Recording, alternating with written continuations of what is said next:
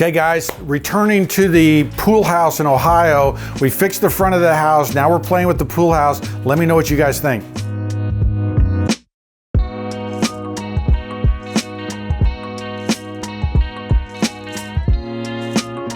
All right, so you guys may remember working on this pool house for these people. I think they're in Ohio.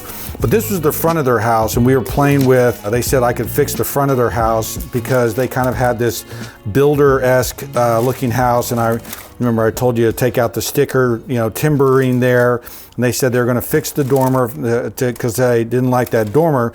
But then when it went back to the pool house, we were playing really with the same design for the house, right? A house that really looked like the main house, but if they're going to change it and fix it up, we really want to make it look better. And so it's kind of, we've taken this kind of English detail and we played with the materials so that it looks better. And so what does that mean? What does that include? This door was kind of sitting out there without any kind of protection.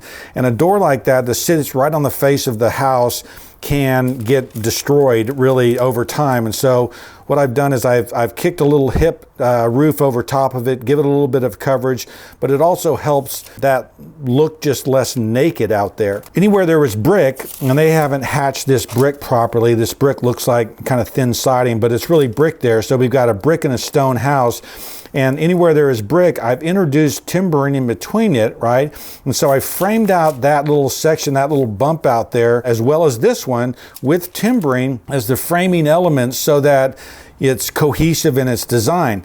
You'll notice too that I've played with the hatching here of the stone. I want bigger stones and I want larger stones on the corners, right? The corning that goes around, the corning that goes around a window. And I put timbers above there. Now you can get fancy and start pegging your timbers and doing different things. But you know, one of the problems on these houses is that they go after a timber look, but then they frame the eave with kind of standard framing. So we end up with these gable end returns, which are goofy, which have that roof. And if you watch my videos on gable end returns, you see that I've gone with timbered ends, right? Because you don't have a gable end return on a cottage house. That would be a more formal house. And so this would just be a timber beam that comes down that's then supported on the corners. And so it gets rid of these elements here, helps it to look better.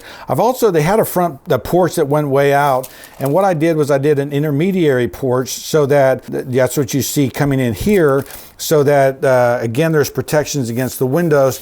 And you see that on this drawing here, where these windows, these accordion doors, that whatever they're going to be, sit right on the face. And so what I've done is I've shed out just a covering over top of this so that it looks better. And it also allows me to introduce these timbers, which are appropriate to the rest of the house. So it all starts looking more cohesive. I played around with this thing. That kind of curved arch beam was never really been done, so I've kind of gone in with a different beam system. But now look, I know people like full lights and everything else because they think it adds more daylight, but it really is ugly in my opinion, because it's just like the eyes of your house have just been poked out. And so if they wanted to keep that, I've at least added a bar in here at kind of that wainscot height that you guys know I like, so that it works. But I probably would, divide these lights out something like this, so that we at least we get a breakup, and it adds a sense of scale. It adds a sense of proportion to this thing that's really going to help this look. Bringing this roof out and putting these timbers in helps, but I really think, and I didn't draw it in there, but I really think that having these lights in here and making these panels down here, just like we did on this back door there, if we did that door on all of these, I think it would look really handsome, much more charming, much more cottagey than these things, which read it like, kind of a modern barn dominium or something, where you've got almost a storefront glass kind of look.